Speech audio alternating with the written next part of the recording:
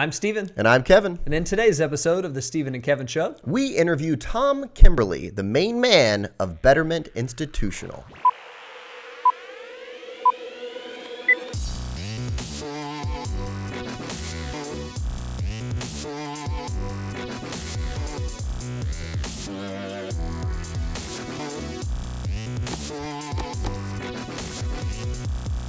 Hello, everyone, and welcome back to episode 21 of the Steven and Kevin Show. We just had in episode 20 an interview with Rob Knapp, and now we have another interview for you today. Yeah, back-to-back interviews, and another good one here. We've got Tom Kimberly with us. He runs Betterment Institutional. Welcome, Tom. Thanks very much for having me. Sure thing. And Tom, just by way of a little bit of background, he came to Betterment from Envestnet, who bought Upside, a company that he founded. And prior to all that, he spent time at McKinsey. He graduated from Penn. Then he went to Yale. So, Tom, I'm going to beg forgiveness in advance. We're going to be a little slower than some of the people you probably run with, all right? So just bear with us today, Tom, but we're glad to have you here. You give the people I run with too much credit. All right, well, let's jump into it today, Tom. And, you know, when a lot of advisors hear of the term robo-advisor, they cringe a little bit, right? I mean, they think competition, but your solution is robo-advisors-for-advisors solution. So do you mind explaining, Tom, in a nutshell, you know, what is Betterment Institutional?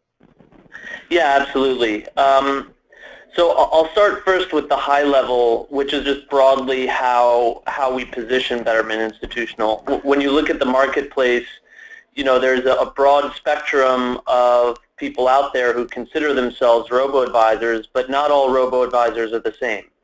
And so Betterment Institutional is the leading digital-first custodian. And so we act as a custodian to the advisors we work with, which allows us to do different things with them than other robo-advisor solutions out there might be able to do. And I would say more specifically what we're doing is really creating a comprehensive digital platform that combines an efficient automated technology with the advisor's personal touch to help manage their clients' money better. So ultimately, it allows the advisor to outsource some of the investment management to you all. That's exactly right. So what just a follow-up to that, what kind of interaction does the end client have with you versus the interaction they have with the advisor? Well, and that's where the comment about our being a custodian really becomes an instructive piece of information. We interact with clients in a very similar way that other institutional custodians interact with clients. So when a client is being managed through the Betterment Institutional platform, and there's a technical question about how the technology works, or there's an operational question about something going on in an account, that client can reach out to our customer experience team who can help them solve those problems. But we see the primary relationship and the primary relationship management point still very much with the advisor, him or herself. And so we see the advisor still leading the charge when it comes to behavioral coaching, relationship management, and really being the primary point of contact for that client. Yeah, and I think that speaks to our second question, which is, you know, so many advisors out there have held themselves out to clients as the investment manager. And there's the big part of their value. For some advisors, that is absolutely 99% of their value to their clients, is that they're the investment manager.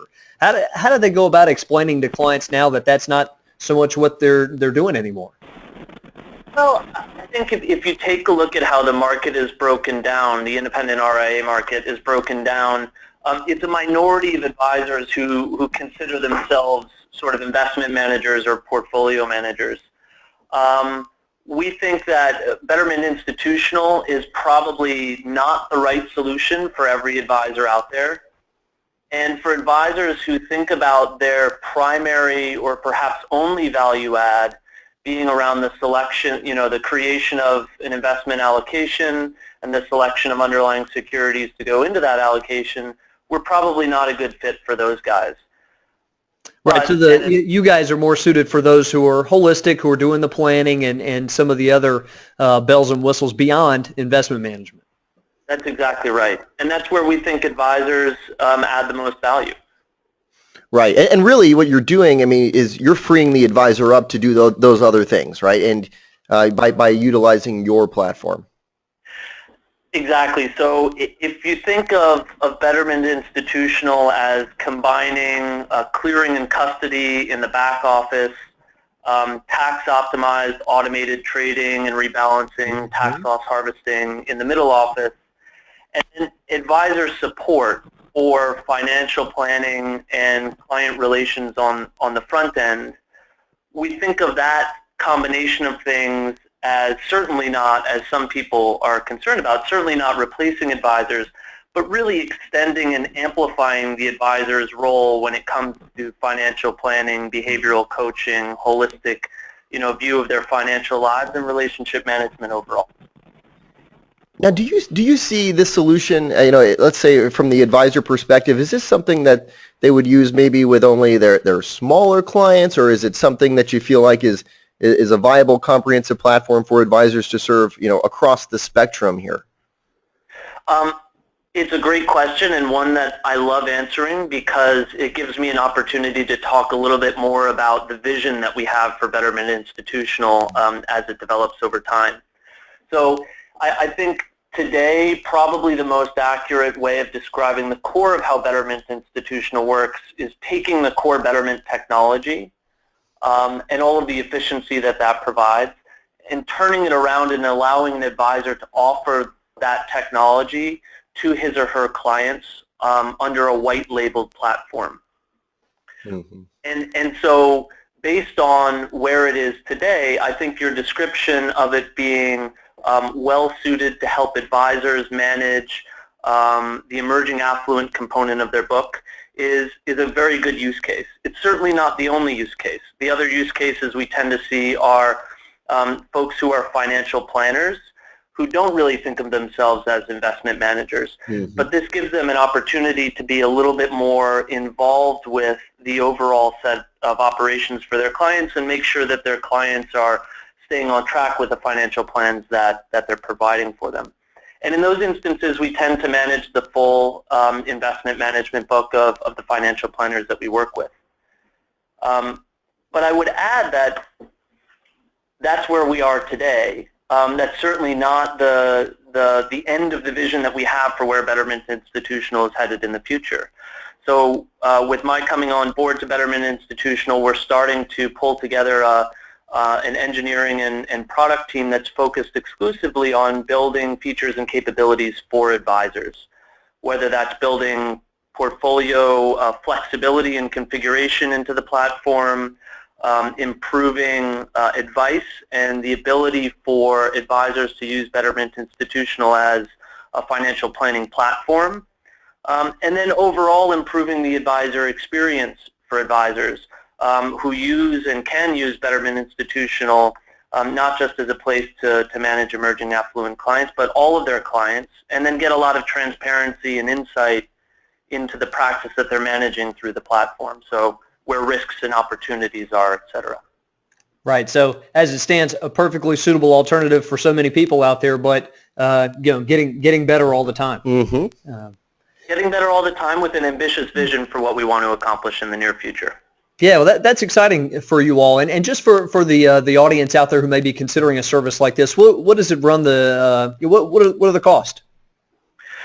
So this is another one of the aspects of Betterment Institutional that makes it very attractive to firms. Is we don't cost anything to get onboarded or set up. We don't cost any direct fees to the advisor, but we do charge a 25 basis point fee on assets under management, which is usually sort of a technology and custody component of the overall advisory fee that the firm charges through to the client.